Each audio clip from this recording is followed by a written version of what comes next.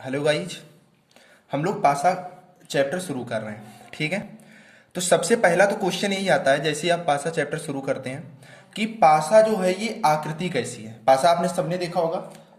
तो ये जो पासा है ना, ये त्रिविमीय आकृति है।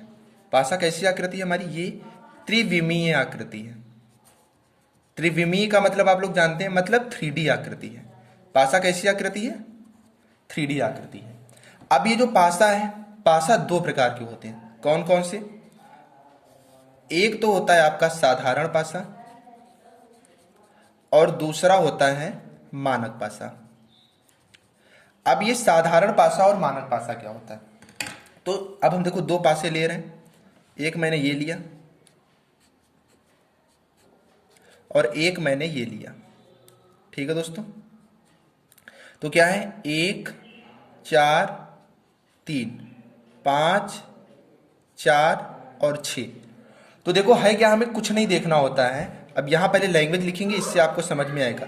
किन्हीं भी दो निकटवर्ती सतहों का, किन्हीं भी दो निकटवर्ती सतहों का योग,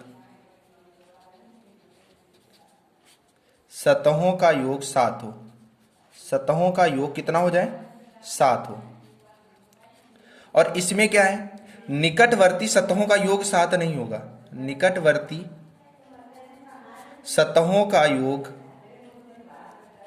सतहों का योग 7 नहीं होगा। लेकिन जो विपरीत सतहें हैं, विपरीत सतहों का योग 7 होगा। किसमें? मानक में।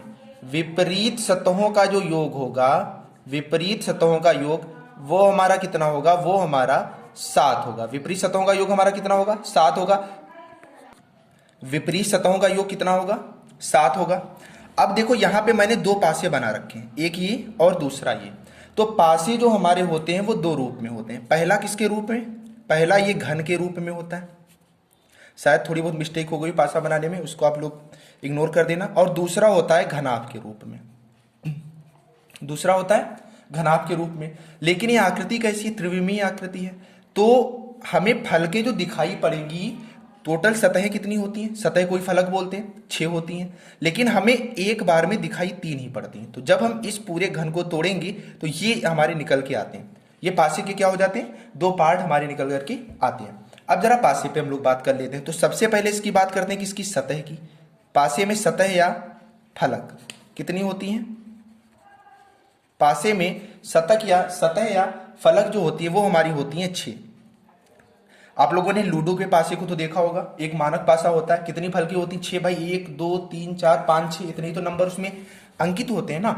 तो अब देखो हम लोग देखते हैं क्या है। देखो फलकें, एक ये हो गई, दूसरी ये, तीसरी ये हो गई, चौथी, पांचवी और छठी। 6 हमारी क्या होती हैं? फलकें होती हैं। और एक पासे की एक खासियत होती है, जो पासे की जो निकटवर्ती सतहें हैं, एक अंक की, कोई भी एक अंक हो, उसकी जो निकटवर्ती सतहें हैं वो कितनी होंगी? वो 4 होंगी। 4 होंगी। प्लस क्या होगा साथ में? एक विपरीत होगी। एक क्या होगी? एक विपरीत फलक होगी या सतह होगी। ठीक है दोस्तों, एक विपरीत सतह हो जाएगी। इतना क्लियर हुआ। अब आगे बात करते हैं कि जो पासा होता है उसमें कोने कितने होते हैं। तो एक पासे में कोने होते हैं 8। अभी आपके सामने शो भी कर रहा हूं। देखो कौन कौन से? 1 2 3 4 5 6 7 और 8। ये हमारे 8 क्या हो गए? कोने हो गए। यही कोने इसमें भी निकल आएंगे। अब बात करते हैं किनारे की। तो किनारे जो होते हैं वो क्या होते हैं? 12 होते हैं।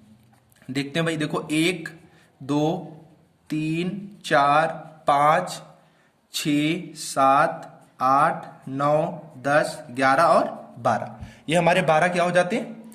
किनारे हो जाते हैं। ठीक है। अब कि ये जो पासे होते हैं इनमें हम साधारण और मानक पासा कैसे ज्ञात करेंगे? ठीक है। तो ये भी देखो कैसे ज्ञात करेंगे। तो सबसे पहले यहां पे हमने 4 पासे ले लिए। 1 2 3। ये पासे अच्छे नहीं बन रहे हैं, इसको जरा इग्नोर कर दीजिएगा आप लोग।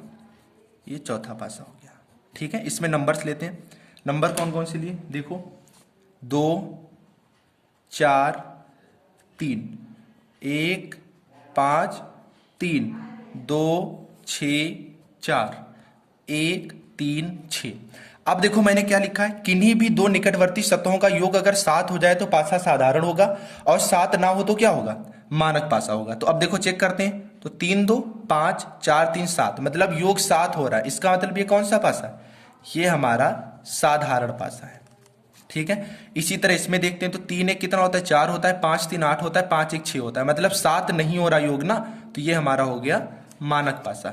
इसमें देखते हैं 4 2 6 6 4 10 6 2 8, मतलब 7 योग नहीं हो रहा है पड़ोस की सतहों का, 4 2 6 6 4 10, हाँ, तो ये हमारा कौन सा हो जाएगा, मानक पासा ही हो जाएगा। ठीक है दोस्तों, अब इसमें देखते हैं, तो 6 1 7 योग 7 हो रहा है, इसका मतलब ये कौन सा हमारा पासा हो गया, ये हमारा साधारण पासा हो गया। अब पासे की स्थितियां होती हैं, तो यहां पे हम केवल रूल 1 का आज डिस्कस करते हैं। जब पासे की एक स्थिति दी हो, एक स्थिति दी हो, एक स्थिति दी हो, तो इसके लिए हम 2 क्वेश्चंस लेंगे, 2 मतलब पासे लेंगे, एक साधारण और एक मानक। तो एक साधारण भी है आपके पास, एक मानक भी है, यही पासे हम लोग ले लेते हैं। पहला ये लिया और दूसरा ये वाला ले लिया। आई थिंक क्लियर हो रहा होगा। 2 4 3 1 5 और 3। अब कहता क्या है, इसकी विपरीत फलकों पर क्या आएगा, यही आपसे पूछेगा। तो देखो हम सब लिखे ले रहे हैं, 1 2 3 4 5 6, इतनी तो होती हैं। इसमें भी देखते हैं 1 2 3 4 5 और 6। तो अब देखो ये पासा हमारा कैसा है, ये तो साधारण पासा है, साधारण पासा है। तो साधारण पासा में क्या होगा, साधारण पासा का निकालने का बहुत आसान सा तरीका है। क्या तरीका है, अब देखो इसमें नंबर 2 3 4 हैं, कौन कौन से नहीं, 1 नहीं है, 5 नहीं है और 6 नहीं है। ये जो 1 5 और 6 है, इनके विपरीत ये नंबर आएंगे। मतलब 1 के विपरीत हमारा कौन सा नंबर आएगा, 2 आ सकता है, 3 आ सकता है, 4 आ सकता है। 5 के भी विपरीत 2 3 4 आ सकता है, 6 के विपरीत 2 3 4 आ सकता है, और इन नंबर्स के विपरीत ये आ सकते हैं, कोई भी आ सकता है इनमें से। अदरवाइज आप वहां पे अगर एक एक नंबर दिया ऑप्शन में, तो आप आंकड़े पर्याप्त नहीं ये आप दे सकते हैं। ठीक है, या आंसर ज्ञात नहीं किया जा सकता। अब इसमें क्या, अगर साधारण, ये कौन सा पासा है, ये तो हमारा मानक पासा है। तो मानक पासे में हम लोग क्या करेंगे, मानक पासा जो होता है उसमें आप सीधा जानते हैं योग क्या होना चाहिए, निकटवर्ती सतहों का तो योग 7 नहीं होगा, लेकिन विपरीत सतहों का योग कितना होगा, 7 होगा। तो 1 में कितना जोड़े जो 7 है, 6, 2 में 5, 3 में 4, 4 में 3, 5 में 2 और 6 में 1, यही हमारी क्या होगा, निकटवर्ती सतहों पर आएगा। ठीक है, क्लियर हुआ होगा। अब इसके पार्ट 2 में आपकी जो आगे की स्थितियां हैं वो हम बताएंगे। आई थिंक आपको समझ में आया होगा, कमेंट करके जरूर बताएं। Thank you.